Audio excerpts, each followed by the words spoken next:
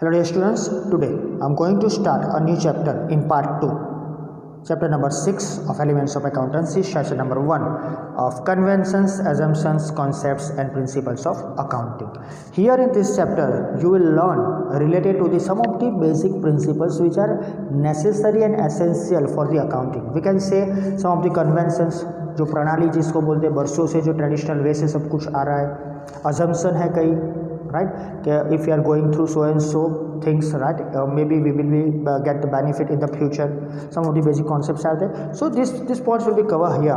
Okay, and one question will be there in your mind, why directly the 6th chapter is there in part 2. So in chapter 1 to 10, in part 1 you know that one everything are connected, okay, from journal to subsidiary to ledger posting और trial balance, और उसका steps भी मैंने last session के पहले मैंने समझाया था थ्रू द चैप्टर 1 कि ये क्यों हो रहा है. आप लास्ट सेशन तक जा रहे हो और लास्ट स्टेप तक जा रहे हो एक्चुअली, लेकिन यहाँ पार्ट 2 में सब जो प्रिंसिपल्स के तौर पर हमने सीख लिया उसको ही फॉलो करना है. Also the another thing for this chapter is there mostly all the information is there on the basis of the informative system, right. आपको सब information मिलेगी, आपको वो प्रिंसिपल के तौर पर फॉलो करना ही है, इसको ही फॉलो करना है. तो let's start with the convention, assumption, concept and principles of accounting. 3 points are there: introduction, accounting principles, अलग अलग टाइप के कॉन्सेप्ट और कन्वेंशंस, और लास्ट में उसके related some of the illustrations are there. That illustration only related to the names of the different principles.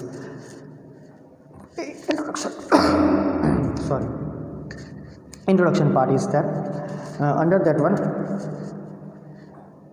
accounting is known as the language of business, though it is equally important for non-business entities. So accounting तो आपको मालूम है एक language के तौर पर, एक art के तौर पर, एक साइंस के तौर पर हम देख चुके हैं सब कुछ. तो एक बिजनेस में ऐसे लैंग्वेज के तौर पर चलता है, because the reason is there, उसके साथ में वो नॉन बिजनेस के लिए भी इतना ही इम्पोर्टेंट है जो एंटिटीज़ है, non business entities. So like every language has certain rules of grammar, like Gujarati, English, Sanskrit, Hindi. For better understanding of accounting certain principles are used in accounting. So जैसे ग्रामर्स, जो grammar होता है राइट इन डिफरेंट लैंग्वेजेस, तो grammar को हम base लेके ही आगे चलते हैं, वैसे ही अकाउंटिंग में प्रिंसिपल्स को हमें आगे लेके जाना पड़ता है. To ensure uniformity in accounting, certain accounting principles और कॉन्सेप्ट्स और कन्वेंशंस और पोस्टुलेट्स और assumptions are used while writing accounts and in preparing financial statements. तो सिंपली यूनिफॉर्मिटी रहनी चाहिए, और पूरे वर्ल्ड में रिलेटेड टू अकाउंटिंग यूनिफॉर्मिटी है ही, राइट. लेकिन अकाउंटिंग में इंश्योरेंस लाने के लिए ओके अकाउंटिंग प्रिंसिपल्स को हमें फॉलो करना है. उसके अलग अलग नाम है, कॉन्सेप्ट, कन्वेंशन, पोस्टुलेट, एजम्पशन, सब कुछ हमें फॉलो करना पड़ता है. They are used right when we are writing down the accounts. साथ में उसको फाइनेंशियल स्टेटमेंट, जो अब 5th चैप्टर, इसके पहले का जो चैप्टर है वो जब शुरू करेंगे तब आपको वैसे भी मालूम पड़ेगा कि प्रॉफिट एंड लॉस कैसे आता है. So here some of the terms, principle, concept, convention, doctrine, postulates, assumption, all are sometimes used interchangeably. So we can use or utilize the other name of this type. Interchangeably we can utilize these words. All these accounting principles provide a theoretical and a logical base to the accounting. तो जब भी हम accounting principles शुरू करेंगे तब आपको मालूम पड़ेगा कि वो एक थियरी पोर्शन आपको मालूम करता है, करवाता है, और एक लॉजिकल बेस क्रिएट करता है कि ऐसा हो तो ऐसा ही करना पड़ेगा, राइट. अब आपको मालूम है, एक सिंपल एग्जांपल देता हूँ, आपको मालूम है कि स्टॉक ऑलवेज एसेट्स है. अब उसको बेचोगे फ्यूचर प्राइसेस पर, वो अनसर्टेन है, तो उसे कौन से प्रिंसिपल के तौर पर हम हमारे बिजनेस में रख सकते हैं. आपको मालूम है फ्यूचर इज़ अनसर्टेन. अब स्टॉक का प्राइस बढ़ेगा, कम होगा, यानी whatever the material is with you, raw material है या फिर फाइनल फिनिश गुड्स है, तो इट विल बी इंक्रीज और decrease related to the price, we don't know exactly. तो वो कब तक हम उसको हमारे यहाँ रखेंगे, फ्यूचर प्राइसेस बढ़ने वाले ऐसा रख के तो हम उसको रख नहीं सकते. तो कई प्रिंसिपल्स को हमें फॉलो करके उसकी प्राइस डिसाइड करनी पड़ती है. मार्केट प्राइस हो या फिर कॉस्ट प्राइस हो, कौन सी प्राइस आप डिसाइड करोगे as per the rule whichever is less आता है, राइट. वो हमारा अकाउंटिंग का रूल है, तो वो प्रिंसिपल है ना, वो प्रिंसिपल के तौर पर हम यहाँ देखेंगे, राइट, यहाँ पर इस चैप्टर में. सो लॉजिकली भी हमें थोड़ा काम करना पड़ेगा. So they are based on logic and hence to avoid divergent practices. कई different varieties are there, different practices are there, divergent are same. We can say કે ઘણી બધી સામ્યતા હોય છે, સમાનતા જેને કહે છે, પણ some of the differences are there. So to avoid divergent practices in writing accounts and in preparing financial statement, accounting or accountant, both accounting process and accountant, right, they accept, यानी जो भी principles है और जो accountant है वो accept करते हैं these principles or concept which are framed after deliberations among the experts in this subject. तो यूनिफॉर्मिटी रहे, सबका कॉन्सेप्ट एक तरीके से जाए, कोई प्रैक्टिसेस अकाउंट लिखने में कोई डिफरेंसेस डाइवर्जेंसीज ना आए और सब सही तरीके से फाइनेंशियल स्टेटमेंट प्रिपेयर करे सब अकाउंटेंट. सो ये सब अकाउंटेंट ने ही प्रिंसिपल को एक्सेप्ट किया है, कॉन्सेप्ट को एक्सेप्ट किया है और वो फ्रेम भी किया है after the different deliberations amongst the expert. वो उन्होंने डेलिबरेटली काम किया है, उसके पीछे deliberations amongst the experts are there and then after this principles are decided. यानी यहाँ जिसको अकाउंट लिखना है वो भी शामिल है, उन्होंने भी ये डिसाइड किया है. So as this principles are widely accepted and applied in practice by accountants, they are also known as generally accepted accounting principles or GAAPs simply. तो नाम याद रखना क्यों दिया है, because these principles are widely accepted and applied in practice. सबने इसको accept किया है और प्रैक्टिस में हम इसका यूज़ भी करते हैं. It is that's why called generally accepted accounting principles. उसका शॉर्ट फॉर्म है GAAPs. According to the American Institute of Certified Public Accountants, यानी AICPA आगे भी आ गया है, उनके हिसाब से राइट ये पर्टिकुलर प्रिंसिपल्स ऑफ अकाउंटिंग क्या है. तो principles of accounting are the general law. अब लॉ है तो उसको फॉलो करना ही पड़ेगा ना, ये कॉमन है, जनरल लॉ है. और रूल, लॉ या रूल दोनों देखो कंपलसरी आपको फॉलो करना पड़ेगा. एडॉप्टेड, तो जो भी लॉ जो भी रूल है उसको अडॉप्ट करो. और proposed as a guide to action, कुछ करने के लिए ये पर्टिकुलर जो प्रिंसिपल्स है उसको as a guidance, as a supportive system के तौर पर भी आप यूज़ कर सकते हो. Also settle ground is there, आपके लिए एक ग्राउंड बनाया उसको बेस में लेके चलो, बेसिस भी उसके यही है, तो ये सेटल ग्राउंड है उसको यूज़ करो. और लास्ट में बेसिस ऑफ कंडक्ट और प्रैक्टिस. सो सही मायने में अगर आप प्रॉपरली जा रहे हो अकाउंट में तो ये पर्टिकुलर बेसिस ऑफ कंडक्ट और प्रैक्टिस जरूरी है. क्योंकि अकाउंट है ना तो सिंपली हमको यही फॉलो करना पड़ता है जो रूल्स के हिसाब से चलता है. Okay, so this is the information for the information related to the our principles of accounting. यही डेफिनेशन, एक ही डेफिनेशन है, इसको ही फॉलो करना है. नेक्स्ट वन,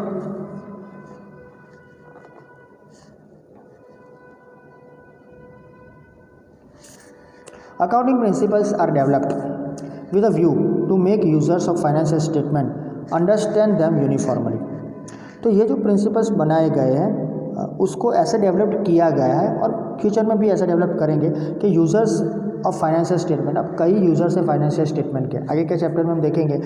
समझ लो क्रेडिटर्स, डेटर्स, खुद मैनेजमेंट, खुद ओनर्स, इन्वेस्टर्स, राइट, कई लोग गवर्नमेंट, कई लोग ऐसे टैक्स अथॉरिटी से सब इसको यूज़ करेंगे फाइनेंशियल स्टेटमेंट जो आप बनाओगे. राइट, हमने अभी तक जो बनाया है वो तो सिर्फ बेस था 1 to 10 चैप्टर का. अब जो बनाएंगे इसके आगे का चैप्टर है 5th चैप्टर, उसमें that is the financial statement, जो प्रॉफिट एंड लॉस निकलेगा, जो बैलेंस शीट बनेगा वो. सो जनरली ये सब कुछ जो होता है फाइनेंशियल स्टेटमेंट वो यूज़र्स जो होते हैं उसको समझ में आना चाहिए यूनिफॉर्मली सबको. अब मैं एक पर्टिकुलर बंदा है जो बेसिकली उसको मालूम ही नहीं है कि एसेट्स क्या है, राइट, तो उसको समझ लो, चलो हम उसको समझाने नहीं बैठे, लेकिन those who are in the group from the accounting उनको तो मालूम पड़ना चाहिए ना. ओके, अब डायरेक्टली जो हो चुका है पास्ट ईयर में वो फिर से रिपीट ना हो, इसीलिए गाइडलाइन क्रिएट किया हुआ उसके लिए प्रिंसिपल्स बनाए गए हैं. राइट, और जनरेशन आता है नया तो डेवलपमेंट होता ही है, तो सब कुछ इन्फॉर्मेशन हमारे पास जब आती है through this accounting principles, right, convention, assumption, वो सबको मालूम पड़नी चाहिए, हर एक ग्रुप को, those who are the users. There is no rigidity in this principles. यहाँ फ्लेक्सिबिलिटी है, रिजिडिटी नहीं है. प्रिंसिपल्स है तो रिजिडिटी होनी चाहिए, ऐसा हमारी सोच है, लेकिन अकाउंटिंग में ऐसा नहीं है. रिजिडिटी, जड़ता जिसको बोलते हैं, फ्लेक्सिबिलिटी कम हो, राइट, लेस फ्लेक्सिबिलिटी, कम फ्लेक्सिबिलिटी जिसको बोलते हैं, तो रिजिडिटी क्रिएट होती है. तो यहाँ रिजिडिटी नहीं है. So they can become generally acceptable to all only if they are understood by those who write the accounts and the users of accounting information in the same way and also are practical and objective. तो ये ध्यान रखने की ज़रूरत इस particular chapter में ये है कि जब जब प्रिंसिपल्स आए तो उसको ब्लाइंडली फॉलो मत करो। हाँ, फॉलो करने की बात आती है, कन्वेंशंस है, प्रिंसिपल्स दिया हुआ है लेकिन कई बार वो मीनिंग चेंज होता था। तो look after the particular thing, किसके लिए बोला गया है, प्रिंसिपल किसके लिए है। So those who are writing down ये जनरली एक्सेप्टेड है। अकाउंटेंट्स इसको लिखेंगे, राइट, यूजर्स इसकी इन्फॉर्मेशन लेंगे, राइट, वो सबके लिए एक समान होनी चाहिए, राइट, और हर एक अकाउंटेंट अपने हिसाब से यही प्रिंसिपल को फॉलो करना चाहिए, राइट। तो सिंपल थिंग ये कि the person who write the accounts and users of accounting information in the same way, दोनों एक ही तरीके से देखे जाइए and also practical and objective, उसमें कुछ होना चाहिए तो सबको समझ में आए। If this principles are not uniformly understood, accepted and adopted by all, each accountant may use them according to his own perception and understanding. अब समझ लो कि मैंने particularly principle of accounting follow किया, अगर इसको जनरली एक्सेप्टेड नहीं बनाया जाएगा तो प्रॉब्लम ये होगा कि हर एक अकाउंटेंट अपनी सोच से काम करेंगे, हर एक लोग अपनी सोच से काम करेंगे, हर एक यूज़र्स अपनी सोच से उसको देखेंगे, तो उसका परसेप्शंस है, उसका जो अंडरस्टैंडिंग वे है, राइट, वो अलग अलग हो जाएगा। और बेसिकली जब अकाउंटेंट की बात करते हैं तो वो उसको चेंज करेगा, इसलिए उसको यूनिफॉर्मली अंडरस्टूड करवाया गया है, right. So simply it is uniformly understood और उसको करवाना ही पड़ेगा। अगर वो नहीं करवाएंगे तो हर अकाउंटेंट अपनी सोच डालेगा। So this can result into lack of uniformity and can distort the accounting information. तो अगर अपना ओन परसेप्शन आएगा, अंडरस्टैंडिंग आएगा अकाउंटेंट का खुद का, तो ये क्या रिजल्ट हमें मिलेगा, यूनिफॉर्मिटी नहीं मेंटेन होगी और they can distort the accounting information, उसको सही मायने में वो प्रॉपर्ली यूज़ नहीं करने देंगे और उसको डिसॉर्ट करेंगे। And instead of such information becoming useful, सही मायने में और इन प्रॉपर सेंस वो यूजफुल है, फिर भी उसको डिसॉर्ट करेंगे। So therefore it is essential that these basic accounting principles or concepts or conventions, all are the interchangeable names, should be understood well by all as accounting gets its theoretical and logical base only on the strength of these principles. तो जो भी हमारे पास basic accounting principles है, concepts है, conventions है, assumptions है, postulates है, जो भी सब कुछ को आप जो भी आप उसको लिस्ट में डालो, you understood well by all the account related things, right. So accounting के रिलेटेड ये theoretical logical base only prove होगा, राइट, इसके थ्रू स्ट्रेंथ भी बढ़ेगा इस पर्टिकुलर प्रिंसिपल्स का। तो इसको एक्सेप्ट करवाना ही है। It is the duty of the all units, it is the duty of the all organisations, right, those who are directly connected with this particular system. Experts जो है वो बारी बारी चेंज करते रहते हैं। So that is the information of introductory part. Let's move to the other part. Accounting principles, concepts and conventions. So different authors classify these accounting principles differently. However, without classifying them separately as principles, concepts, conventions, doctrine, postulates, assumptions, some such concepts are given below. तो हमें तो ये सब कुछ बोला कि interchangeably आप use कर सकते हो, तो कोई भी नाम ले लो, समझ लो कि कॉन्सेप्ट्स है, राइट, कन्वेंशंस है सब। अब कन्वेंशंस है तो बरसों से वही जो चला आता है वही इसको हम ट्रेडिशनल वे से निकलते हैं, तो उसको भी फॉलो करना पड़ेगा, राइट। तो let's see how. Here it is, this is the thing जो मैं बताना चाहता था, यही है। ये अलग अलग 14 प्रिंसिपल्स जिसे हम कॉन्सेप्ट भी बोल सकते हैं। Going concern, consistency, accrual, accounting entity, money measurement, periodicity, full disclosure, materiality, prudence, cost, dual aspect, matching cost with revenue, realisation और revenue, recognition, verifiability and objectivity of evidence. तो ये तो सिर्फ नाम है, नाम याद रख लेना, ये सब इम्पोर्टेंट नाम है, लेकिन हमारे 11 के सिलेबस में ये 11 ही कवर, ये 3 हमारे सिलेबस में नहीं है, ओनली इन्फॉर्मेशन है। Okay, so however the information of this brief discussion is there. सो यहाँ पर उसकी इन्फॉर्मेशन है with example, one by one हम सब कुछ देखते हैं, और जो 3 है उसकी भी थोड़ी बहुत इन्फॉर्मेशन हमें दी गई है। तो सिर्फ जानने के लिए वो भी हम देख लेंगे। तो ये 14 नाम याद रखना है, उसमें से 11 हमारे सिलेबस में, उसको भी हमें फॉलो करना ही है, right, don't forget. So let's start with the first one, that is going concern. Going concern concept क्या है? This is an important concept of accounting when business, ये सब कॉन्सेप्ट है। अब ये जो हमने लिस्ट बताया 14 का, वही accounting principles, concept, conventions, postulates, जो भी आप बोलो, सब कुछ यही है, इसको ही हमें फॉलो करना है, ये कॉन्सेप्ट को लेके ही आगे चलना है। तो simply when business is started, it is assumed that the same will continue for very long period in future, therefore it is called going concern concept। तो अगर आपके लिए एक मार्क का क्वेश्चन आ जाए कि why the particular concept of going concern is required, तो अरे आपने बिजनेस स्टार्ट किया तो थोड़ी ना 1 साल के बाद बंद कर दोगे, 2 साल, 3 साल, 5 साल, 10 साल, अगर प्रॉफिट ज़्यादा हो रहा है तो 25, 30, 50 साल तक उसको कुछ नहीं होगा। तो हमें यही इन्फॉर्मेशन आपके दिमाग में लगानी है कि व्हेन बिजनेस इज स्टार्टेड, हम अजम्पशन कर ही लेते हैं ना कि it will learn for a long time period, right, in the future, so for that it is going concern, तो इसलिए तो हम इसको गोइंग कंसर्न बोलते हैं, राइट। सो इसके लिए अब गोइंग कंसर्न है तो थोड़ा अजम्पशन भी हमें करना पड़ेगा। So here are the some of the 6 और 7 type of the assumptions are there. The following are some of the practices और illustrations based on this concept. मैंने बोला कि इसके इस पर्टिकुलर चैप्टर्स में थोड़े बहुत इलस्ट्रेशन आए कि उसके नाम आपको बताने पड़ेंगे कि विच कॉन्सेप्ट इज देयर। तो गोइंग कंसर्न कॉन्सेप्ट तो क्या हो सकता है, बिजनेस कैसे आप लंबे समय तक चला सकते हो। तो पहला एग्जांपल है, fix assets are shown in the balance sheet at their depreciated values. तो डेप्रिसिएशन का भी चैप्टर है सेपरेटली, सेकंड चैप्टर, उसमें भी हम देखेंगे कि जो भी फिक्स एसेट हम लगाते हो वो डेप्रिशिएटेड वैल्यू के तौर पे होती है। आज हमने 1 लाख की कोई एक पर्टिकुलर एसेट परचेस की तो नेक्स्ट ईयर उसकी इनकम, उसमें से जो इनकम होगी वो प्रॉफिट में कन्वर्ट हो जाएगी, लेकिन उसका जो यूज़ हुआ वो तो डेप्रिशिएशन के तौर पर ही जाएगा ना, क्योंकि उसका यूज़ होने से उसके ऊपर जो डेप्रिशिएशन लगा है वो हमें डिक्रीज करना पड़ेगा ना। तो simply fix asset are shown in the balance sheet at the depreciated values. So in other words, realizable or market value of fixed asset are not shown in the balance sheet। तो यहाँ पर ये concept ये बता रहा है आपको कि फिक्स एसेट में से हमको डेप्रिशिएशन निकालना पड़ेगा, और वी कैन से इजीली कि market value of fix asset are not shown.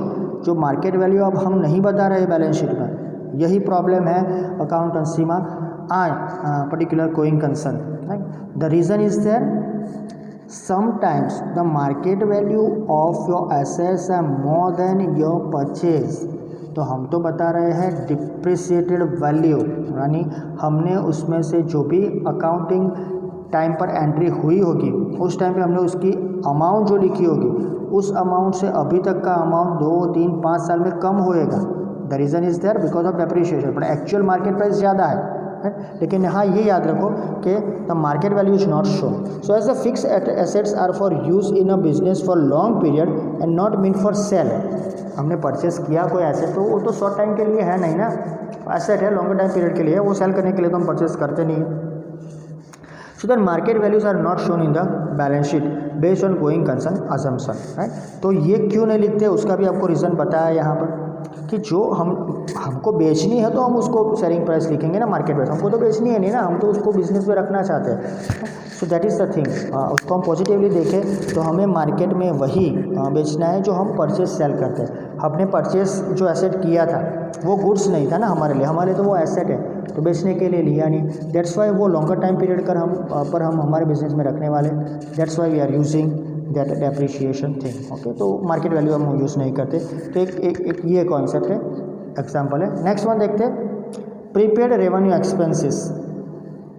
ये जो रेवेन्यू एक्सपेंसेस है जो एडवांस में आप पे करते हो, prepaid, paid in advance, revenue expenses less than 1 year, right, जिसका यूज़ करते हैं, are shown on the asset side of the balance sheet because of going concern assumption that business will continue for a long period और long time and it is expected that the entity shall get the benefit of such prepaid expenses in future। तो simple है, अगर आपने कोई expenses है, for example insurance premium ले लो, prepaid insurance premium, your revenue expenses है, क्योंकि एक साल में तो वो खत्म हो जाता है, नेक्स्ट साल पर शुरू होता है, लेकिन आपने प्रीपेड में पे कर लिया है। तो इसका मतलब ऐसा समझ लेते हैं कि आपका बिजनेस बंद करने का कोई इरादा नहीं है। कौन बिजनेस बंद करेगा?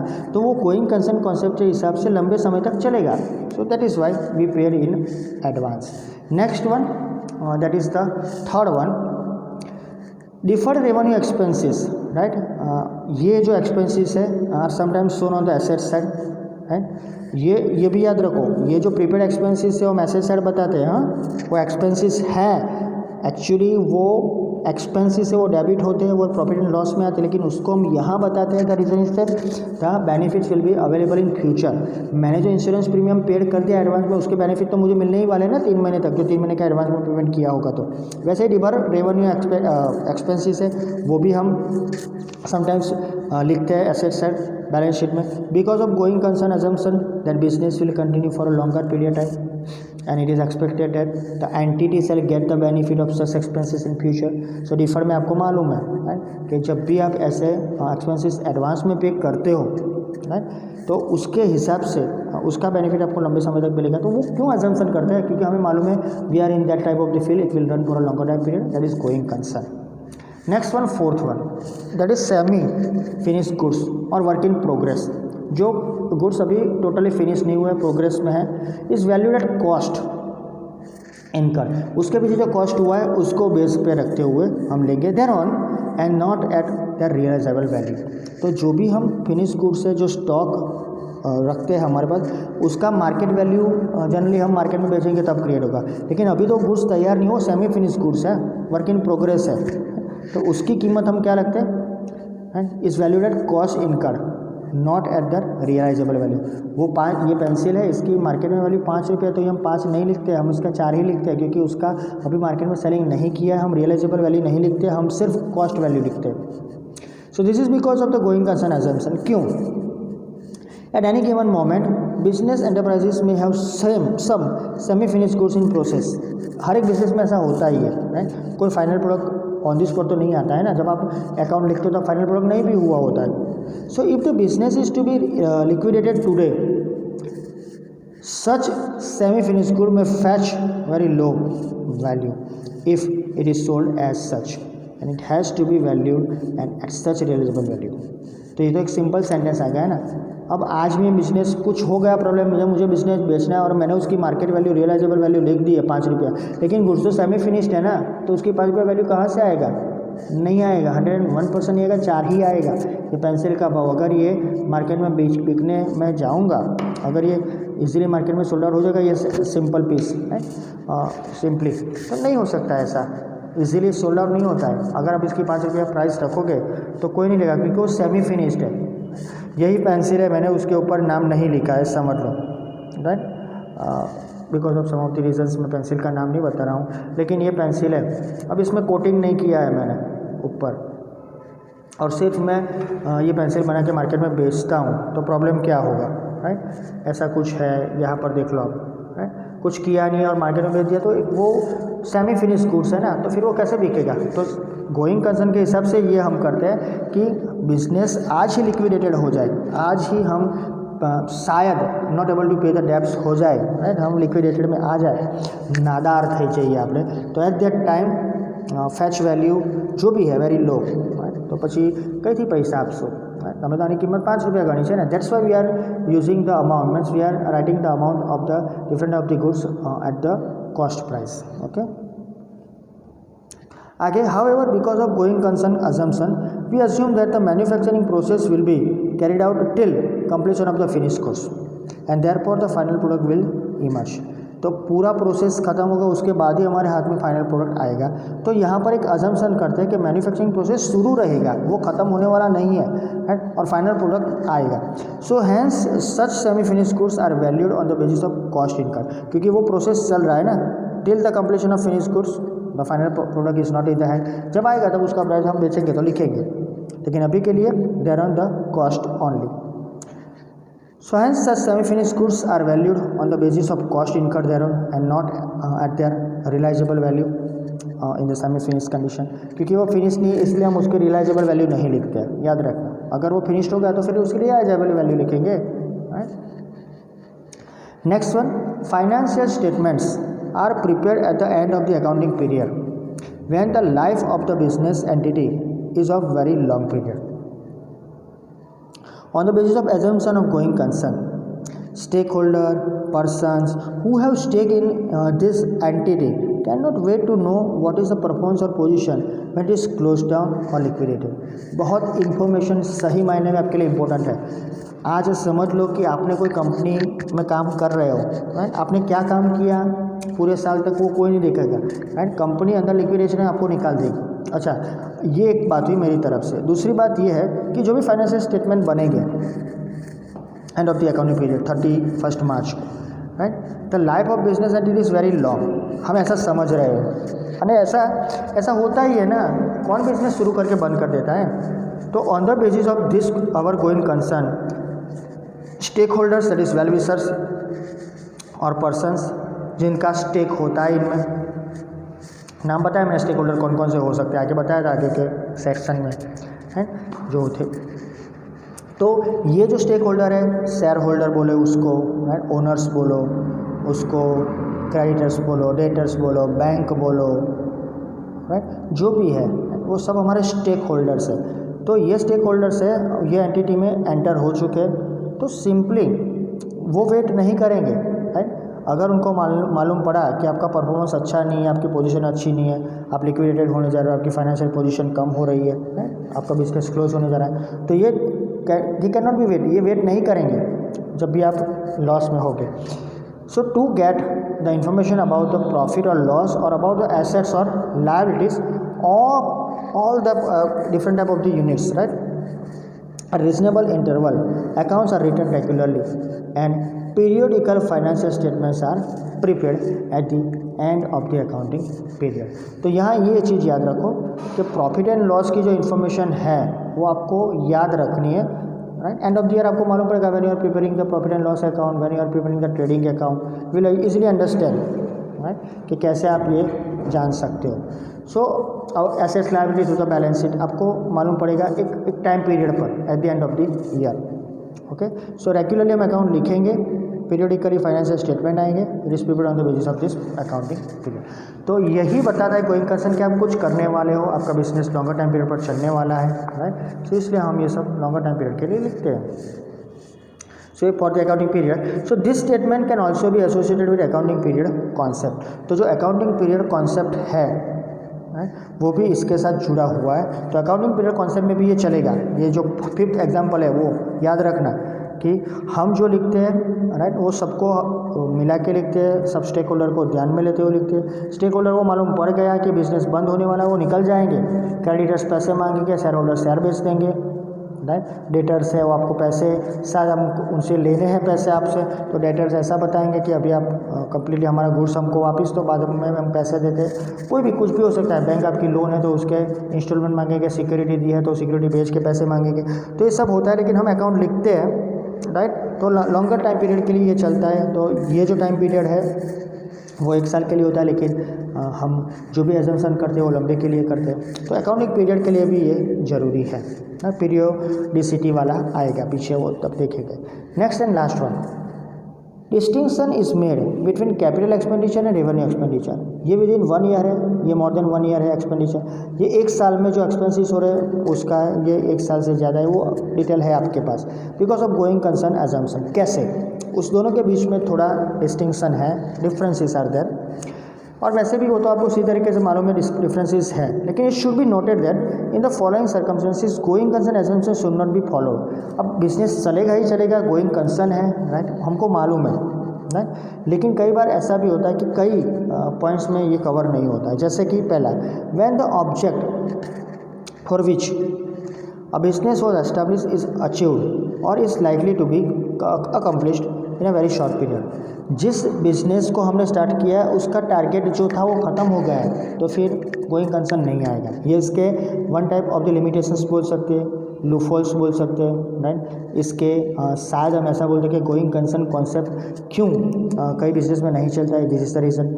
Next one, when an industrial unit is declare risk, right, तो पॉजिटिवली देखें तो कोई यूनिट सिक ना हो, हम ऐसा ही सोचते। सिक यानी मांदू એટલે કેવું related for some time period they are not able to provide the profit और after they can start the business again.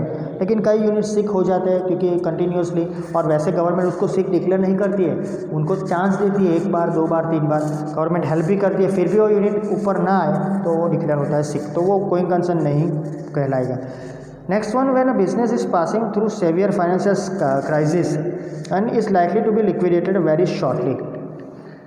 पैसा नहीं है, सैलरीज नहीं होती है बिजनेसमैन के थ्रू अपने एम्प्लॉयज़ की, राइट। कई बार ऐसा भी होता है कि कई एम्प्लॉयज़ ऐसे होते हैं, राइट, जो बरसों से काम करते होते हैं, राइट, और they are totally depend on the particular business. तो सेवियर फाइनेंशियल क्राइसिस है, रिस्क भी बढ़ गया है, तो लाइकली लिक्विडेटेड होगा, कंपनी लिक्विडेटेड हो जाएगी, उसको बंद करना पड़ेगा, तो उस टाइम पे भी ये गोइंग कंसर्न नहीं लगेगा। और लास्ट है, when a liquidator is appointed for liquidation of a company entity unit और फर्म। जो कंपनी को लिक्विफाइड करेगा, जो कंपनी की एसेट्स मार्केट में बेचेगा और पैसे कवर करेगा, वो लिक्विडेटर है। हाँ, याद रखना, वो भी इंपॉर्टेंट है कि लिक्विडेटर को भी आपको ध्यान पर रखते ही काम का गोइंग कंसर्न नहीं आएगा। लिक्विडेटर आ गया, इसका मतलब बिजनेस बंद होने वाला है, तो वहाँ पर भी ये गोइंग कंसर्न काम नहीं लगता है। तो this is the information of the first concept, that is the going concern, right. ऐसे तो बहुत कॉन्सेप्ट है, टोटल 11 कॉन्सेप्ट हमें पढ़ने हैं, राइट। तो सिंपली वी कैन से कि 1 बाय 1 हम सबको लेंगे, ओके। थोड़ा इसका बेसिक इन्फॉर्मेशन भी अभी ज़्यादा ले लेना क्योंकि आगे भी इसकी ज़रूरत पड़ेगी, okay. So 1 by 1 I will give the information for all the concepts. आज के लिए बस इतना ही, थैंक यू।